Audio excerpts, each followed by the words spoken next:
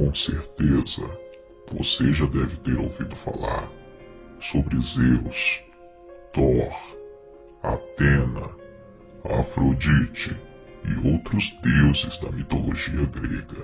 Assim como também você deve ter ouvido falar em Anubis, Horus, Amun-Ra e outras entidades da mitologia egípcia.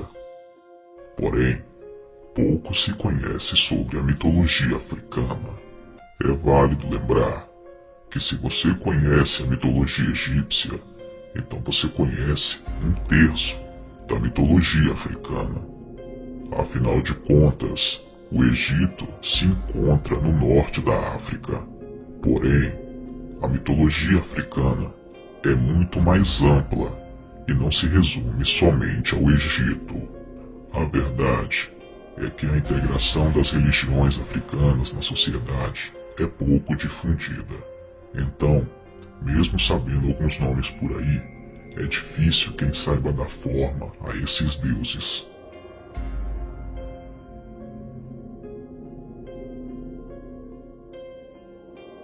Nesta nova série do canal, apresentaremos as histórias, as lendas, as características de cada entidade da mitologia africana. Acredito que a maioria de vocês estão loucos para me perguntar: Tio Lu, as entidades da mitologia africana, os orixás, são do diabo? São demônios? Eles são do bem ou eles são do mal? É válido lembrar que o intuito da série não é mostrar o lado obscuro dessas entidades ou das suas religiões. Apresentaremos aqui apenas o contexto histórico, mitológico e lendário, somente a nível de conhecimento. Cabe cada um assistir, analisar e tirar as suas próprias conclusões. Nossa opinião pessoal será emitida aqui de maneira muito discreta, pois a finalidade desta série é apenas trazer conhecimento sobre o assunto. Nossa opinião pessoal e espiritual sobre este assunto será manifesta na íntegra em um outro vídeo. E então, vocês estão preparados para esta viagem fascinante? Sentem-se, crianças. O tio Lu vai contar uma história para vocês.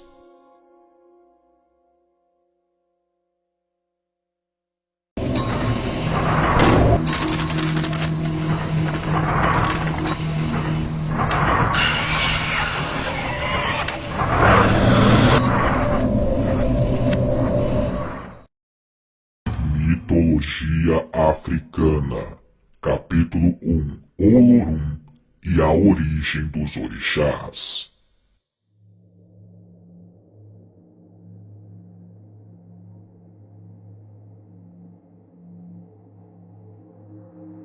Para entender toda a mitologia africana e a origem dos orixás e demais entidades, é necessário se conhecer a história de Olorum. Ele é considerado o Deus Supremo das entidades africanas, assim como Zeus é considerado o Deus Supremo na mitologia grega. Para as religiões de matriz africana no Brasil, como Umbanda e Candomblé, Olorum é o mesmo Deus do cristianismo. A palavra Olorum é de origem iorubá, é uma contração de Olodumare, que significa Senhor do Destino. Para eles, Olorum é o Senhor do céu, infinito em si mesmo, onisciente, onipotente, onipresente e indivisível. Ele é em si toda a criação e rege todo o universo. Deus é um, sempre foi e sempre será. Mas muitos são os nomes pelos quais ele é conhecido. Os nomes usados por diferentes povos e religiões referem-se simplesmente aos diversos caminhos por meio dos quais Deus manifesta a si mesmo na criação para cada povo com sua cultura específica. Os judeus chamam o Deus Supremo de Elohim. Na Grécia, Zeus. Para os muçulmanos, Deus é conhecido como Alá. Para os povos indígenas, Tupã. E para as religiões de matriz africana, Olorum, o criador de todos os orixás e de todo o universo. A lenda de Olorum lembra muito a criação que a Bíblia cita em Gênesis. Todas as religiões do mundo tentam explicar os grandes mistérios da humanidade. De onde viemos? Quem somos? Para onde vamos? Reza uma história africana, originada de Queto, que no início de tudo havia o Orum, o espaço infinito, e lá vivia o Deus Supremo Olorum. Certo dia, Olorum criou uma imensa massa de água, de onde nasceu o primeiro orixá, Oxalá, o único capaz de dar vida. Olorum mandou Oxalá partir e criar o Aie, o mundo dos seres humanos. Quando Olorum, Senhor do Infinito, criou o universo com seu hálito sagrado, criou juntos seres imateriais que povoaram o universo. Esses seres seriam os orixás, que foram dotados de grandes poderes sobre os elementos da natureza. Todos os demais orixás vieram de Olorum, e eles controlam os 4 elementos da natureza: fogo, água, terra e ar, e ainda dominando os reinos vegetais e animais, com representações dos aspectos masculinos e femininos. Ou seja, para todos os fenômenos e acidentes naturais, existe um orixá regente. E foi desta forma que, segundo a lenda, Olorum criou os orixás. Existe uma outra parte da lenda que diz mais ou menos o seguinte: no começo não havia separação entre o Orum, os céus dos orixás, e o Aie, a terra dos seres humanos. Homens e divindades africanas iam e vinham, coabitando, se relacionando e dividindo vidas e aventuras.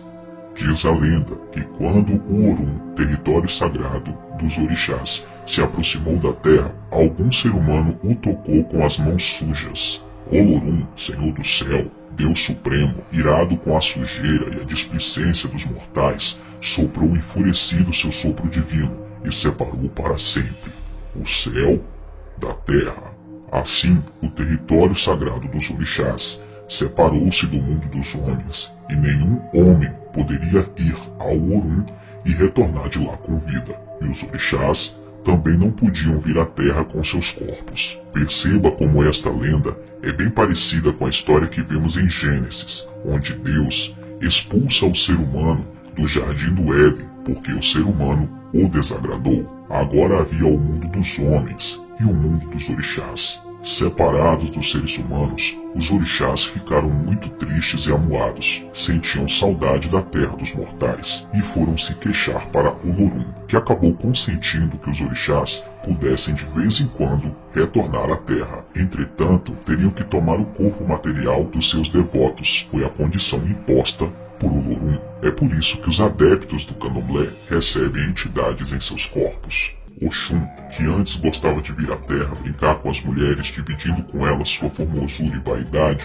ensinando-lhes feitiços de adorável sedução e irresistível encanto, recebeu de Olorum um novo encargo: preparar os mortais para receberem em seus corpos os orixás. De seu sucesso dependia a alegria dos seus irmãos e amigos orixás. Veio ao Aie e juntou as mulheres à sua volta, banhou seus corpos com ervas preciosas, cortou seus cabelos, raspou suas cabeças, pintou seus corpos.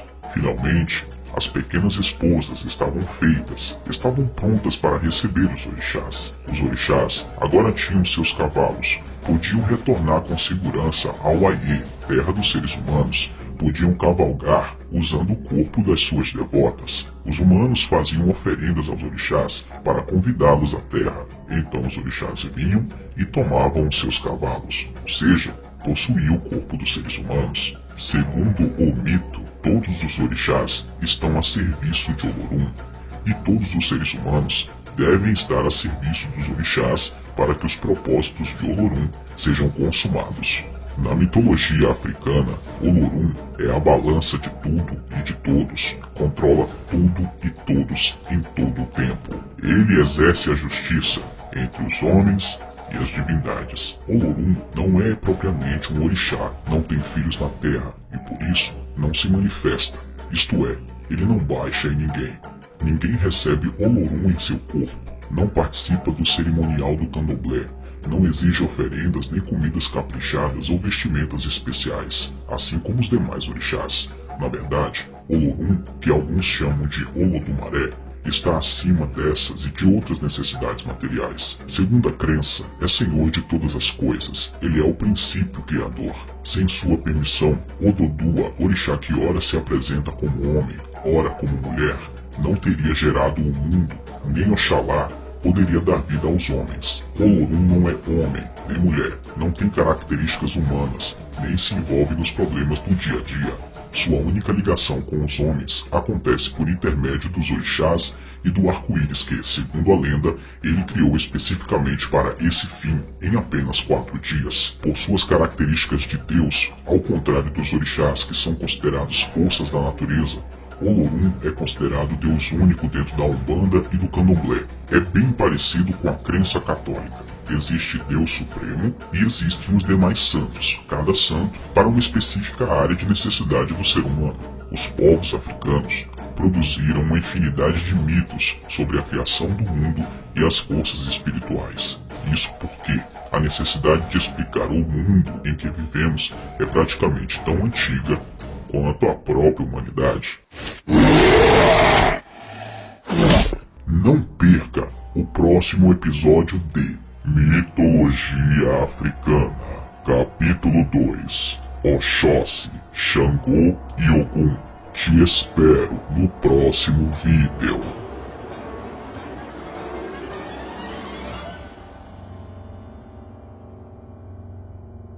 Obrigado por assistir a mais um vídeo bizarro deste canal.